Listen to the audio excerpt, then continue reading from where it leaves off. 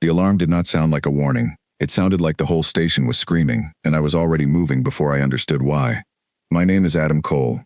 I fix pipes and wiring on Station Verathel, and none of what happened that night was supposed to involve me at all.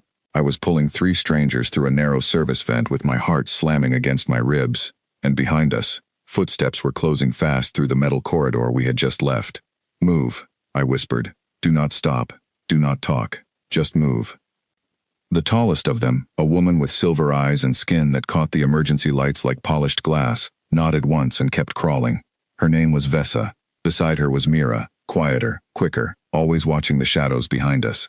And behind them both was Sael, the youngest, barely more than a child, gripping the back of my jacket like it was the only solid thing left in the universe. 20 minutes earlier, the treaty summit 2 decks above us had turned into chaos. Someone had cut the lights, and in the dark, someone else had tried to make sure these 3 never made it home. I did not know who, I did not know why. All I knew was that when the lights came back on, their guards were gone, and 3 princesses of the Athari Dominion were alone on a station full of strangers, with hunters already moving through the crowd to finish what they started. I found them by accident, hiding behind a coolant tank in a hallway nobody uses. There was no time for questions. There was only time to grab the nearest access hatch and pull them in before the patrol reached the corner. Now here we were, moving through the guts of the station, and the footsteps behind us were not slowing down. "They are using heat sensors," Mira said quietly, her voice steady despite the fear in her eyes. "They will find us in this vent within minutes." I had already thought of that. I reached up to a junction box bolted to the ceiling, popped the cover with the edge of my tool, and rerouted the exhaust vent to blow warm air from the engine core straight down the corridor behind us. "That should flood their sensors with false heat signatures," I said. "Buy us some time." Vesa looked at me like I had just performed magic. It was not magic. It was Tuesday. I had rewired worse things to fix a broken shower. We dropped out of the vent into a maintenance corridor 3 decks down, one I knew better than my own quarters. The lights here were dim, half of them burned out and never replaced because nobody important ever came down here. That was exactly why it was safe.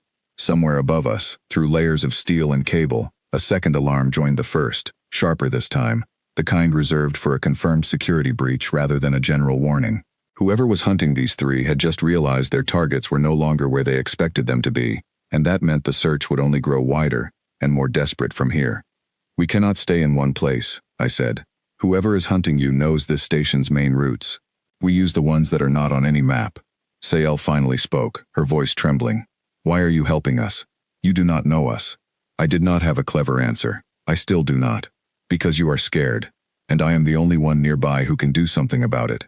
That is the whole reason." She stared at me for a long moment, then nodded, and something in her shoulders relaxed, just slightly. We had not gone far before a soft mechanical whir echoed from around the next bend, growing louder with each second. I recognized the sound instantly. A patrol drone, small and round, floating at chest height, scanning every passing body for a biometric match. These things did not get tired, did not get distracted, and did not stop until they found what they were looking for. "Down," I whispered, and we pressed flat against the wall behind a row of storage crates. The drone floated into view, its scanning light sweeping the corridor in slow, even lines. It paused near the crates, hovering, as if it sensed something was wrong. Sael's breath caught, and I felt Mira's hand tighten around my sleeve. I reached into my toolkit and pulled out a small signal jammer I used for testing faulty wiring. Nothing designed for this kind of thing at all, but electronics do not always care what they were built for. I aimed it at the drone's sensor array and triggered a short burst of static. The drone spun once, confused, its light flickering, then drifted away down a side corridor, chasing a false signal that led nowhere useful. "It will come back," Mira said quietly. "By then we will not be here," I answered, and we moved again, faster this time, before the drone could correct itself. We had barely gone another 100 steps when a voice crackled over the station intercom, calm and official, the kind of voice that makes your blood run cold precisely because it sounds so reasonable. "All personnel, please remain in your quarters. Security is conducting a routine sweep for unauthorized individuals near Sector 9. Cooperation is appreciated." Routine sweep. Sector 9 was exactly where we were standing. "They are locking down every route out of this section," Mira whispered. "If we do not move now, we will be trapped here." I grabbed a datapad from my belt, one I used for repair logs, and pulled up the station's layout. There was one route left, an old cargo lift that had been decommissioned years ago after a mechanical fault, never removed because replacing it cost more than the budget allowed. Nobody used it. Nobody watched it either. "This way," I said, and we ran. The corridor narrowed, pipes hissing steam on either side, and twice we had to duck into side alcoves as patrol lights swept past the far end. Each time, Sael's breathing turned sharp and fast, and each time, I put a hand lightly on her shoulder, not saying anything, just letting her know I was still there. Fear does not need speeches, it needs a steady hand. We reached the old lift, and the control panel outside it was dead, stripped of half its wiring. I pulled a small toolkit from my jacket and got to work, hands moving fast, sweat dripping despite the cold air. "Can you fix it?" Vesa asked. "I fix things for a living," I said. "Give me 60 seconds. It took 90, which felt like an hour, with the sound of boots echoing somewhere behind us, growing louder, then fainter, then louder again as the patrol changed direction, searching room by room. The lift groaned to life just as a beam of light swept around the corner behind us. We threw ourselves inside, and I slammed the manual override, sealing the doors half a second before the light reached where we had been standing. Inside, in the dark, we all just breathed for a moment. "That was close," Mira said. "Too close," I answered. "We need a plan that does not depend on luck." The lift rattled downward, slow and unsteady, toward a maintenance level that connected to the old comm relay room. It was there I hoped to reach someone I trusted, a man named Henry Lane, chief of station security, one of the only people on this station who had never once tried to use me for anything other than fixing a broken conduit. While the lift crawled down, Vesa finally told me what had happened at the summit. Their personal guards, sworn protectors of the Athari crown, had vanished the moment the lights went out, as if they had known exactly when to disappear. That single detail told me everything. This was not an outside attack. Someone inside their own trusted circle had planned this. Someone who knew the schedule, the guard rotations, and the layout of the summit hall down to the second. "Someone close to you sold you out," I said. Vesa's jaw tightened. "That is what frightens me most. If our own guards can be bought, then anyone can be." "Not anyone," I said. "I am not for sale. I do not even know what you would offer me." For the first time since I found them, Sael almost smiled. The lift finally reached bottom with a shuddering clang, and we stepped out into the old comm relay room, dusty, forgotten, filled with equipment nobody used anymore except for spare parts. I found an old terminal, blew a layer of dust off the console, and started patching a private line to Henry's personal frequency, one that would not show up on the main security network. While the connection tried to establish, a new sound reached us. Footsteps. Slow, deliberate, coming down the same maintenance stairwell we had just descended. "They found the lift," Mira said, panic edging into her voice for the first time. I killed the terminal lights and pulled everyone behind a stack of old server racks. Through the gap between two units, I watched a figure step into the room, scanning slowly with a handheld device that pulsed with a faint red light.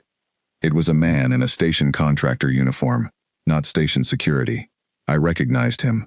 His name was Neil Ward, a maintenance contractor who had been brought on months ago to handle wiring upgrades near the diplomatic wing.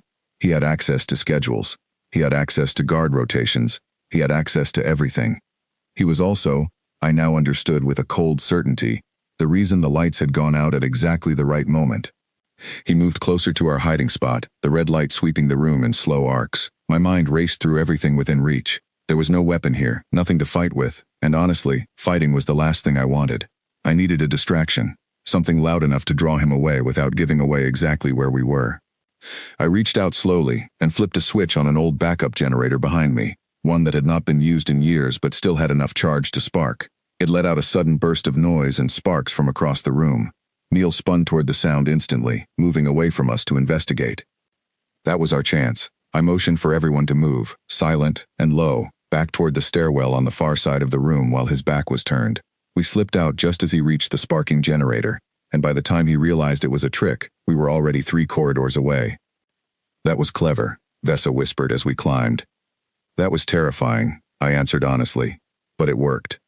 We finally reached a small crew rest area near the reactor deck, a place with real lighting and real doors that locked properly. I got the private line to Henry working at last, and his voice came through, tense but clear. "Adam, where have you been? Half the station is looking for 3 missing dignitaries, and I have a feeling you know something about that." "I know everything about that," I said. "And I know who did it." I told him about Neil Ward, about the guard rotations, about the timing of the lights, about the contractor badge that should never have granted him access to the Summit Hall's control systems in the first place. Henry went quiet for a moment, then said the words I needed to hear. "Stay where you are. I am bringing a team myself. People I trust completely. Nobody else gets told your location until I arrive." For the first time since the alarms went off, I let myself breathe fully. The next 20 minutes were the longest of my life. We sat together in that small room, and for once, nobody was running. Sael leaned against the wall, exhausted, finally letting the fear drain out of her in slow, shaking breaths. Mira kept watch at the door out of habit, even though there was nothing left to watch for. Vessa sat across from me, studying my face like she was trying to solve a puzzle. "You never asked what we could give you," she said quietly. "Not once, this whole night." "I was a little busy," I said, "keeping us alive." "Even so, every advisor in our court, every guard, every official who has ever helped us, has always wanted something in return. You wanted nothing." "I wanted you to be safe," I said. "That was the whole point." She looked at me for a long moment, and something shifted in her expression, something like relief, mixed with disbelief. "That is precisely why we trust you more than anyone else on this station, perhaps more than anyone in our own court." "You keep saying that," Mira added from her spot by the door, a faint smile crossing her face for the first time all night, "that you wanted nothing. And yet here we are, alive. Because you gave up your entire evening, risked your position on this station, and probably broke several rules along the way." "Several rules," I admitted. "Maybe more than several. Will that cause trouble for you?" Sael asked, sitting up a little straighter, worry creeping back into her voice. "Let them try," I said. "I fixed a security drone with a wiring tester and rerouted half the engine exhaust system in one night. I think that buys me a little patience from whoever reviews the paperwork." That earned a real laugh from Sael, small but genuine. The kind of sound that told me she was finally starting to believe the danger was truly behind us. The door opened before any of us could say another word, and Henry stepped through with 3 officers behind him. All people I recognized, all people I knew were solid. Neil Ward was already in custody, caught trying to access an emergency escape pod 2 decks up. It was over. Just like that, the running stopped, the station's lights came back to full brightness, and the announcement finally changed from a routine sweep to an all clear. Henry explained the rest once things had settled. Neil's device held detailed records of private payments from a faction inside the Ithari court that wanted the treaty to collapse before it was ever signed, and had decided that removing the 3 princesses quietly was the simplest way to make that happen. With solid evidence in hand, station security handed everything over to the Ithari delegation directly, and within a day, the treaty that had nearly died in the dark was signed in full daylight, with proper guards standing at every door this time, each one personally checked by Henry himself. Before the delegation left, Henry ran a full check across every contractor badge issued in the last 6 months, making sure no other names on Neil's payment records had access to anything sensitive on the station. 2 names turned up, both already reassigned to a distant outpost long before the summit, both cleared of any involvement once their records were checked. It was a small relief, but a real one.